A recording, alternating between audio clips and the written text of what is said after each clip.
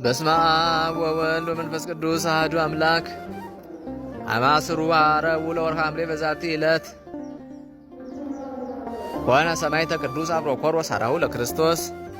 አንድ አምላክ በሚሆን በአብ በወልድ በመንፈስ ቅዱስም ሐምሌ 14 በዚህች ቀን የጌታ ክርስቶስ ጭፍራ ቅዱስ አጵሮኮሮስ በሰማዕትነት አረፈ። የዚህም ቅዱስ ትውልዱ ከኢየሩሳሌም አገር ነው። የአባቱ ስም ክርስቶፎሮስ ነው። ትርጓሜውም ክርስቶስን የለበሰ ማለት ነው። ክርስቲያንም ነበረ። የእናቱም ስም ቴዎዶስያ ነው። እርሷ ግን ጣዖታትን ታመልክ ነበረች።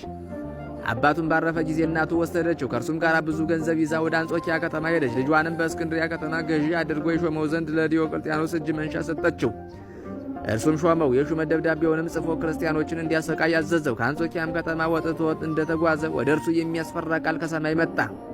በስሙም ጠርቶ እንዲህ አለው፣ ከሃዲው ዲዮቅልጥያኖስ እንዳዘዘ ብታደርግ አንተ በክፉ አሟሟት ትሞታለህ።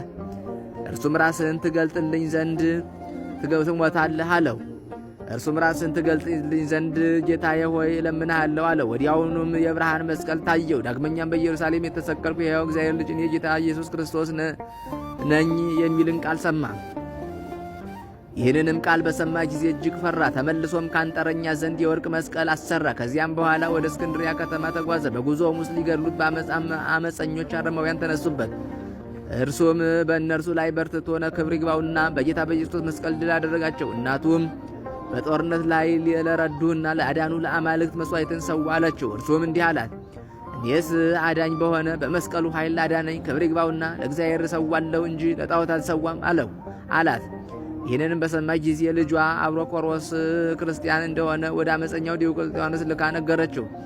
ዲዮቅልጥያኖስም ጭፍራ ልኮ ወደ ቂሳርያ ከተማ ወሰደው። የቂሳርያውንም ገዢ ስለ እርሱ እንዲመረምርና እንዲያሰቃየው አዘዘ። ከዚህ በኋላ ወደ መኮንኑ ባቀረቡት ጊዜ በፊቱ ቆሞ ክብር ይግባውና በጌታችን በኢየሱስ ክርስቶስ ታመነ። ለመሞት እስኪደርስም ጽኑ ግርፋትን ገረፈው። ከዚህ በኋላ ማሰረው። በዚያች ሌሊትም ክብር ይግባውና ጌታችን ኢየሱስ በታላቅ ብርሃን ውስጥ አየው።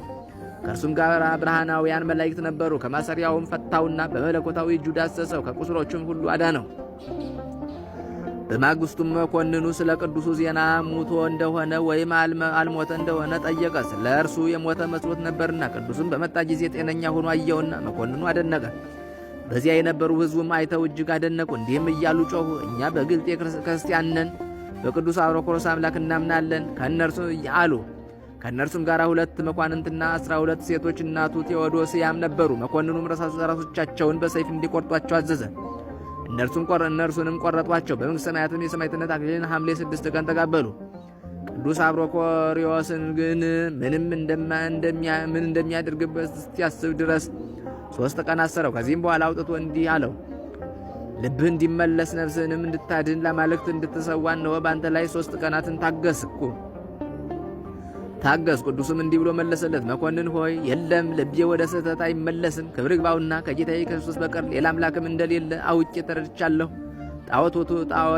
ጣዖታቱም ሁሉ ከእንጨትና ከድንጋይ በሰው እጅ የተሰሩ ፍጡራን ናቸው እንጂ አማልክት አይደሉም፣ አይጎዱም፣ አይጠቅሙምም አለው። መኮንኑም ሰምቶ እጅግ ተቆጣ። ወኖቹንም በሰይፍ እንዲሰነጣጠቁ አዘዘ። አርኬላዎስ የሚባል ባለሰይፍም የቅዱሱን ጎኖችን ሊሰነጥቅ እጁን ዘረጋ። ያን ጊዜም እጁ ደረቀች፣ ወድቆም ሞተ። መኮንኑም ተቆጥቶ በምድር ላይ ጥለው ይገርፉት ዘንድ አዘዘ። እንዳዘዘም ገረፉት። በሰይፍም ጎኖቹን ሰንጥቀው በቁስሉ ውስጥ መጻጻ ጨመሩ። እስከ ወህኒ ቤትም ድረስ በእግሩ ጎተቱት። በዚያም 2 ቀኖች ኖረ። ከዚህም በኋላ አውጥቶ እሳት በተመላች ጉድጓድ ውስጥ ጣለው። ክብር ይግባውና ጌታችንም አዳነው፣ ምንም አልነካውም። ብዙ ከማሰቃየቱም የተነሳ መኮንኑ በሰለቸ ጊዜ ራሱን በሰይፍ ይቆርጡ ዘንድ አዘዘና ቆረጡት። በመንግሥተ ሰማያትም የሰማዕትነት አክሊልን ተቀበለ። ለእግዚአብሔር ምስጋና ይሁን፣ እኛንም በዚህ ሰማይ ጸሎት ይማረን፣ በረከቱም ከእኛ ጋር ለዘላለሙ አሜን።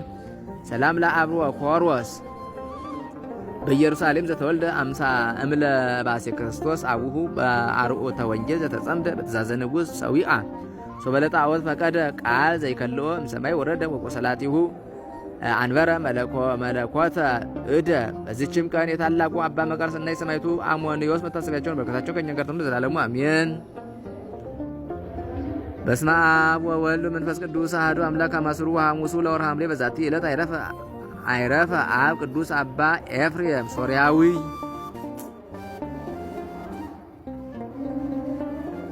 ወበዛቲ ዕለት ኮነ ተዝካሮሙ ለአባ